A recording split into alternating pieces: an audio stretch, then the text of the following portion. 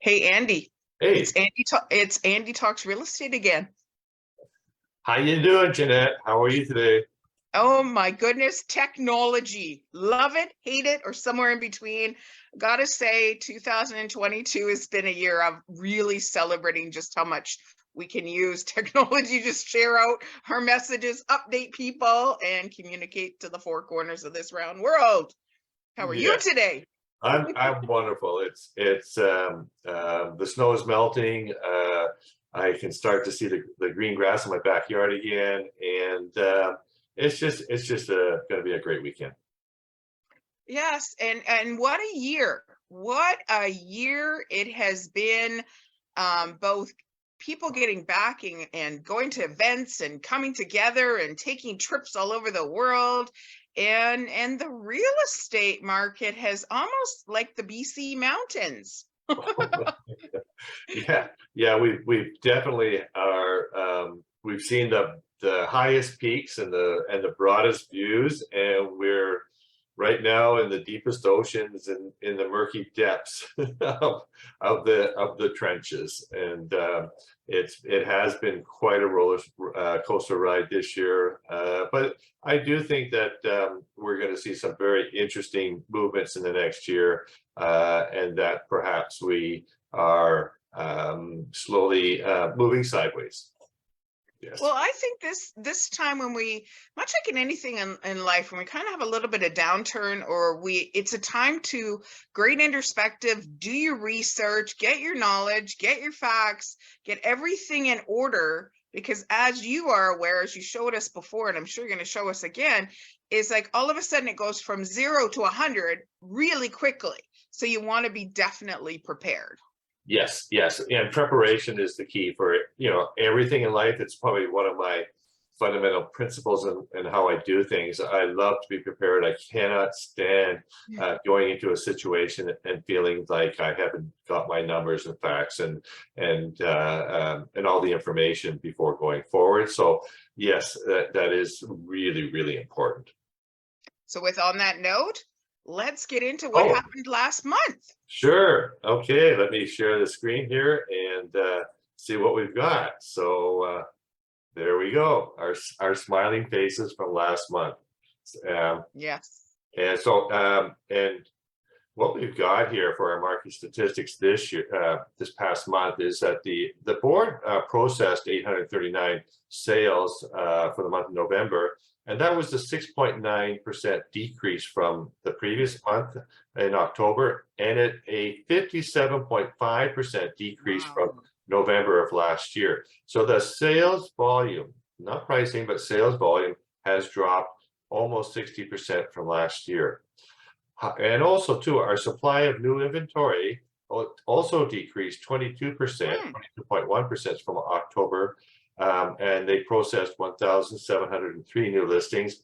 And it's a decrease of 18.8% compared to the same month last year. And what's interesting about this is that, the sales obviously are already down, but also, too, our supply of inventory. And if you remember correctly, in our last run up in pricing and sales, inventory was the key, that Hmm. we had no Yeah. inventory. This graph here shows us a little bit, the picture wise, of what I just said. And here we've got November, 1,700 listings and 839 sales. And then, this is last month. The listings are down, and our sales are down. But from last year, we had Hmm. our listings were here and our sales were here. So we're going to start seeing maybe a bit of a turnaround where um, our sales are going to start outpacing our listings. But that would be in the new year. And of course, here's our months of inventory. So this is an indication of where the market is in terms of how viable is the market, and not to do with more with pricing, but more to do with sales over active listings. And you can see, we've had different uh, um, market forces applied to the foreign buyers tax, the stress test, COVID-19, and how all that has affected our marketplace. And here's the interest rate change, and the steady climb in terms of inventory against the sales, but now we've had 1, 2, 3, 4, 5 months of leveling off in a balanced market. And so this might be the sideways trench that I was talking about, a sideways movement in the trenches, because it's kind of building a base in terms of where we go from here. Either that or we fall off the edge, because it's a walking plank. But I think it's more of a base. And for the Fraser Valley, our detached homes, we're very solidly in a detached market. We actually were moving into a buyer's market, but it has come back a bit. And townhouses and apartments are still in that seller's market. However, that doesn't mean that pricing hasn't moved downward. Pricing has moved downward, and that this graph here will show us what pricing has done. And again, these are all the impact forces that have been applied to our marketplace. And if you look at the detached homes, what we've got here is in March of this year, our high was 1,776,700, and November's home price index was 1,404,900, and that's a 21% decrease in pricing, which is phenomenal, really, when you think about it. And yet, we're starting to see a little bit of a bottoming out, and hopefully we'll, in the next month or so, we'll see that move more of a sideways. Our townhouses, again, our high was in April of this year at 932,100. And November home price index for townhouses was 799,400. And that's a 14% decrease. So townhouses haven't really come down nearly as drastically as condos or as detached homes. And our condo market, well, here again, we were in April, our high was 588,100. And today we're looking at 518,400, which is a 12% decrease in pricing, which again is even less of a decline than townhouses and detached homes. And that's to do with the affordability in the marketplace. Got a little question for you there, sure, Andy, about townhouses. In listing, can you say what the difference between, because I have seen on your page before, a freehold townhouse versus a strata townhouse. What's the difference in those two, if you can explain that to me? Well, yeah, you can have a row townhouse, which is it sits on its own lot, but it's okay. Attached. So okay. We have them in Willoughby, we have them in Bedford Landing, and I think Bedford Landing was the first time that I saw it. It is so you don't have a strata, you have a common wall party agreement, and that is that everybody works together in the usually it's about a fourplex of the non-strata, and but your yard is your own and your front yard is your own, but the party wall agreement and there'll be a design and building covenant so that you have to maintain the same look and feel on the outside as originally built. So for me, if I was looking, and that was one of the things that was kind of stalling me from purchasing, is, I'm going to have my mortgage payment and I've got my strata fee as well.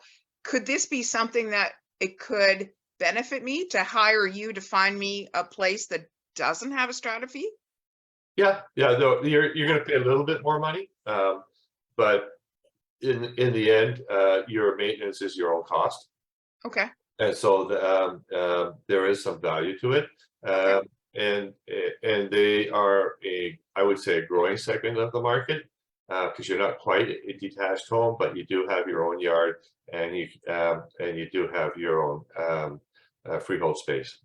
Great, thank you for clarifying that. I've often wondered what the difference between the two are in a townhouse. Yeah. And so if we look at Langley, again, Langley has performed a little bit better than the average Fraser Valley real estate. Our detached home is still showing in a buyer's market, townhouses and apartments even more so. and that our pricing has is slightly a little bit better, and our sales have been a little bit better. So that's why the this statistic of inventory is showing a touch. It's a touch. Mhm. And here's our home price index. And so, of course, we are now at, we last year were 1,625,600, and now we are below that. I know a couple months ago I was talking about how we're going to drop down. We're at 1,509,000. Although now you can start to see that leveling off I was talking about. Yes. And for detached homes, our high was 1,884,500 last March, and we were at a 20% depreciation in terms of price. Townhomes, we are still a little we're still way above from last year, 771,600 and 833,200. But from our high of 946,500 down to the 833,200, we're at a 12% decrease, which is 2% better than the Fraser Valley real estate on a whole. And the condo market, again, is holding its own at 577,900. Last year was 548,200, and our high was at 645,900, which represents a 10% decrease in value. The other thing that I'd like to talk about too is that on Tuesday or Wednesday we came out with the Feds came out with another interest rate hike of 0.5%, which is the seventh times of interest rate hikes in the past year. It was interesting in that the wording and the feel is that we're at the peak of our interest rate hikes, that perhaps in January we might see a 0.25, if anything, and that this level will be maintained. It takes a while for interest rate hikes to work its way through the marketplace, but that the general feeling is that the effect is starting to be felt on the economy. You can see it in housing, where pricing is down 20%, and that will start, and inflation is starting to come down a little bit too. So those interest rate hikes are in place, and that they're going to continue to affect the market. However, we might be seeing the peak of the market. So that was my discussion for this month on our statistics. I do think that we're hopefully sitting along the bottom, and that we're seeing a leveling off. This time, we don't usually see a lot of inventory coming out, but a lot of homes have come off the market, so our inventory is very low. And in previous years, January, which is historically a little quiet, we have had these 2016, and in this year, because there was nothing for sale, all of a sudden prices started shooting upward. Not going to see that, but we'll see it strengthening, I think, in the marketplace. So if you're thinking about buying, this is the time you should be looking, and you've got some still lots of time to deal that. You never ever purchase right at the very bottom, and you never sell at the very top. That would be statistically impossible. However, you can plan to your purchase and your sale at the most opportune times by following these numbers. Perfect. I'll get you to quit screen sharing. I think 2023 is going to be the year of really knowing your numbers, being smart with your money, being smart with where you're going to buy, your ducks in a row. It's going to be the year of being really intelligent, because we've had such a beautiful year, beautiful upside down year of lots of statistics for you to be able to apply them in 2023 going, well, look at here. So 100% recommend Andy to make it all make sense for you. When you're making this, when you make the single most biggest purchase in your whole entire life, you want to have somebody that's walking shoulder to shoulder with you and supporting you in that process. Yeah, and it's really important that the realtor you choose is looking after your interests above their own. There's a lot of components to being a real estate agent, and one of them is to make sure that you're looking after your client, that you're listening to your client, and that that you're following all the lawful instructions, keeping the confidentiality, and of course, Mhm. making sure that everything that you do is in their best interest. So Andy, it bears the question talking about numbers and getting Christmas lists done. How's your Christmas shopping going? Um, Oh, uh, that answers that question really well. Well, you happen to live in the most incredible, yes, yes, walkable area ever to stroll down Glover Road and all the products and services and stopping for a lovely coffee at Wendell's and going around the corner and picking up a pizza at Mangi Scapia or a gift certificate. So there's lots of opportunities there, my friend, to get your list done. yes. And actually, I do a lot of my Christmas shopping in Fort Langley. I find that the eclectic flair of the village really does allow you to find items for your loved ones and for your friends that are a little bit different, and Yep. that you can really come out as a winner in terms of Christmas.